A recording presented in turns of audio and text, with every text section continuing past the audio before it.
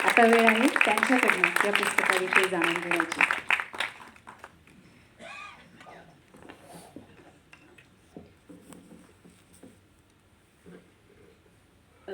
आदरणीय मंच असं म्हणण्याची पद्धत आहे, पण अतिशय प्रेमाचा मंच असं म्हटलं तर काही वावगं होणार नाही असा हा मंच आहे आजचा. यातला प्रत्येक माणूस इतका जिव्हाळ्याचा आहे, इतका प्रेमाने या पुस्तकाविषयी बोलला आहे की माझं मन खरंच भरून आलं आहे.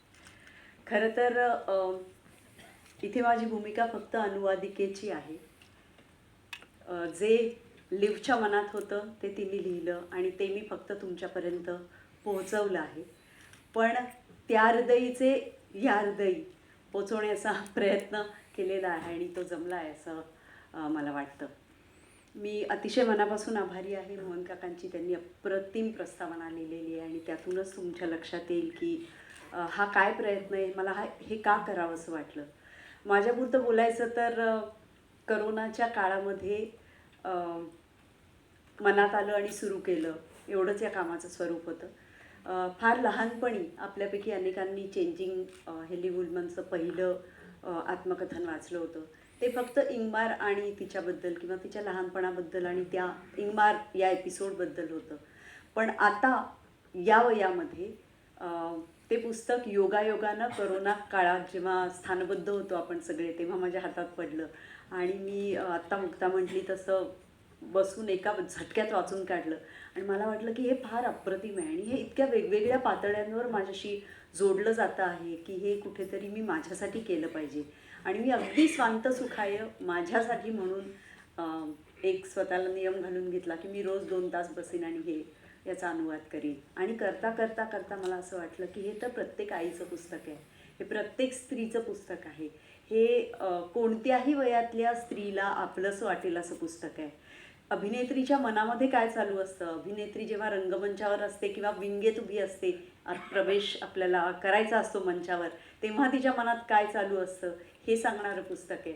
एखादा चित्रपट सुरू होणार असतो आणि आपल्या हातात स्क्रिप्ट अजूनही आलेलं नसतं, तेव्हा आपल्याला काय वाटतं हे सांगणारं पुस्तक आहे. त्यामुळे अनेक पद्धतींनी अभिनेत्री म्हणून, आई म्हणून, स्त्री म्हणून आणि एक सामाजिक कार्यकर्ती म्हणून सुद्धा मी या पुस्तकाकडे ओढली गेले. लिव्हचं हे तिच्यासाठी हा विशेष अनुभव होता की ती युनिसेफची शांतीदूत बनली.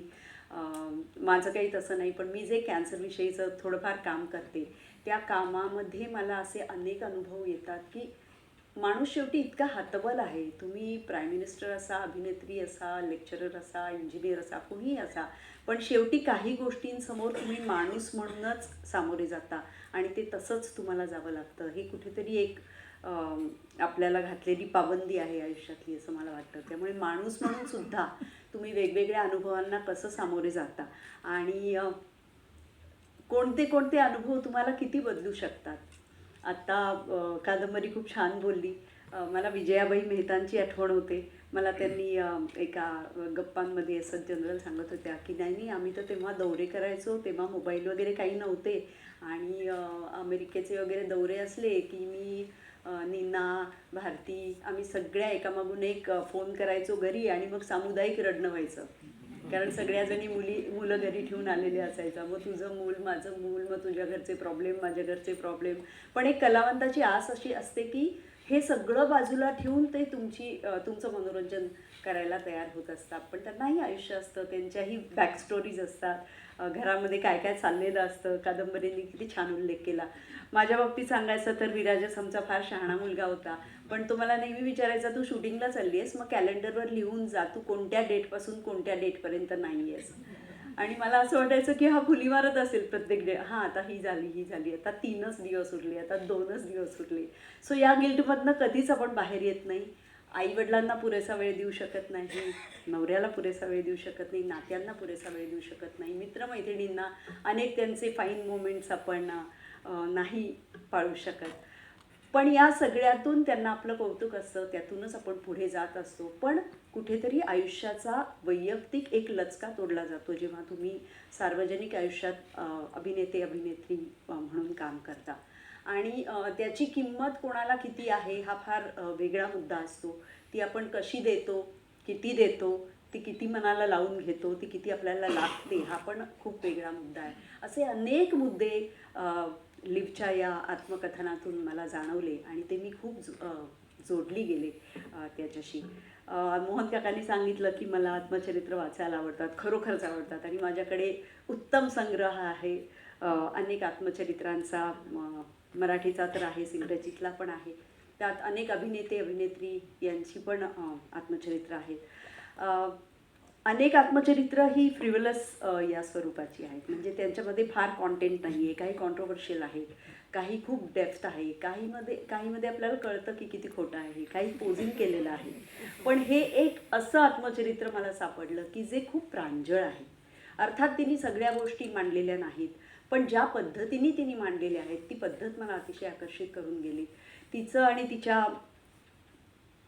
एका खास मित्राचं किंवा प्रियकराचं आपण म्हणूया एक प्रकरण आहे. तो संपूर्ण भाग तिने एखादं नाटक लिहावं तसं लिहिलेलं आहे. त्या दोघांमध्ये काय संवाद होतात ते लिहिलेलं आहे. ती त्या फोटो फ्रेम्सकडे बघते आणि म्हणते की यात किती आनंदी दिसतोय आम्ही. काही वर्षांनी आम्ही आमचेच हे चेहरे ओळखू शकणार नाही, कारण आम्ही आत्ताच इतके दूर गेलेलो आहोत. एखादं नातं जेव्हा संपतं तेव्हा आपल्याला कळतं की या क्षणापासनं हे नातं ते तसं राहिलेलं नाही आणि ते आपण ॲक्सेप्ट करतो, करायला लागतं आपल्याला. ते नातं तसं राहिलं नाही म्हणजे वेगळं काहीतरी असतंच, पण ते तसं नसतं. पण त्या फोटोत मात्र ते काहीतरी वेगळंच दिसत असतं आणि मग आपण त्याच्याशी ताडून बघतो की आपण तसे आहोत का, आपण तसे राहिलोत का, आपण तसे दिसणार आहोत का. आणि दुर्दैवाने तसे आपण दिसत नाही. कधीकधी आपल्यालाच ओळख पटत नाही अशी स्थिती आपल्या आयुष्यात होऊन जाते. अशा अनेक गोष्टी तिने इतक्या अप्रतिम शैलीमध्ये लिहिलेल्या आहेत.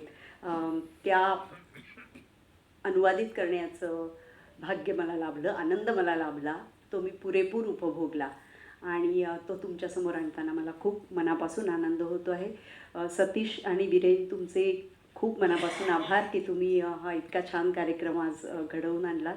आशेने आजपर्यंत खूप दर्जेदार लोकांच्या पुस्तकांचं प्रकाशन केलेलं आहे, सोहळे केलेले आहेत. माझा हा अनुवाद त्या पंक्तीत जाऊन बसल्याचा मला खूप मनापासून आनंद होतो. ग्रंथालीचे विशेष आभार. मला धनंजय गांगलची आत्ता खूप मनापासून आठवण होते. मी खरोखरच हे स्वांत सुखाय लिहित होते, पण धनंजयने आग्रह धरला की आपण हे छापलंच पाहिजे. मी लिव्हशी बोलतो आणि लिव्हशी संपर्क साधतो. लिव्ह ही आता तिचं वय खूप आहे, तिचा सेक्रेटरी तिच्यापेक्षाही वयस्कर आहे. त्यांच्यापर्यंत पोहोचणं, ते मागे लागणं, ते मेल्स, हे सगळं धनंजयने खूप आनंदाने केलं. याबद्दल मी त्याची मनापासून आभारी आहे. एक अप्रतिम फिल्म तुम्ही आत्ता पाहिलीत, माझा मित्र धीरज अकोलकर यांनी केलेली फिल्म आहे लिव्ह आणि इंगमार, आणि त्याचीच दुसरी फिल्म आता कान्समध्ये प्रदर्शित झालेली आहे. ती केवळ लिव्हच्या आयुष्यावर आधारित आहे. ती पण अतिशय सुरेख फिल्म आहे. ती आता जर्मनीत प्रदर्शित होते आहे या पुढच्या आठवड्यामध्ये. त्याचीही मला अत्यंत मनापासून आठवण होते. एक छोटी कविता आहे, मला वाटतं की आज ती वाचली तर तुम्हाला आवडेल कदाचित. मला आत्ता काय वाटतंय हे सांगणारी ही कविता. मी हल्ली पुस्तकं नाही, माणसंच वाचतेय. मी हल्ली पुस्तकं नाही, माणसंच वाचतेय. पुस्तकं महाग झाली आहेत आणि माणसं स्वस्त. मी हल्ली पुस्तकं नाही, माणसंच वाचतेय. पुस्तकं महाग झाली आहेत, माणसं स्वस्त. शिवाय सहज सगळीकडे उपलब्ध असतात माणसं. बरीचशी सटकन वाचून होतात. कधी कधी मात्र खूप वेळ लागतो समजायला. काही तर आयुष्यभर आकळत नाहीत. पातळ, जाड, पुस्तिका, बाड, सेमी, डेमी, A4, A8, सगळ्या साईजची, सगळ्या विषयांची. छोटी माणसं, मोठी माणसं, चांगली माणसं, खोटी माणसं, आपली माणसं, दूरची माणसं, दूर गेलेली जवळची माणसं, दुःखी माणसं, कष्टी माणसं, कोरडी माणसं, उष्टी माणसं, बोलकी, बडबडी, बोलघेवडी माणसं, निमग्न, तिरसट, मुडी माणसं, पाठीवर थाप मारणारी, हातावर टाळ्या मारणारी, थरथर त्या हाताने तुमचा हात घट्ट धरून ठेवणारी, मोजकं बोलणारी माणसं, कविता, कादंबरीभर व्यथा माणसं, सतत माईक घेऊन ओरडणारी माणसं, डोळ्यांनी मौन सोडणारी माणसं. काहींच्या वेष्टनात मजकूरच नाही, काहींच्या वेष्टनात मजकूरच नाही, काहींच्या मजकुरात विषयच नाही. वर्षामागे वर्ष पानं जातात गळत, काहींची प्रस्तावनाच संपत नाही. पुस्तकांचं एक बरं असतं, कितीही काळ गेला तरी मजकूर कधी बदलत नाही. पुस्तकांचं एक बरं असतं, कितीही काळ गेला तरी मजकूर कधी बदलत नाही. माणसांचं काय सांगू, वेष्टन, आकार, विषय, मजकूर सगळं सारखंच बदलत राहतं. आणि मग शेवटी वाचायला माणूसच राहत नाही. तरीही शब्द शब्द वाचतो मी माणसं, पाना पानात वेचतो मी माणसं. मला वाटतं की अशी एक लिव उल्मान मला वाचायला मिळाली, तिच्याशी संवाद साधायला मिळाला, तिच्याशी जोडता आलं आणि तुम्हाला जोडून देता आलं. याचा खूप मनापासून आनंद मी पुन्हा एकदा व्यक्त करते. मंचावरच्या सगळ्या माझ्या माणसांना मनापासून आभार आणि तुम्हाला धन्यवाद.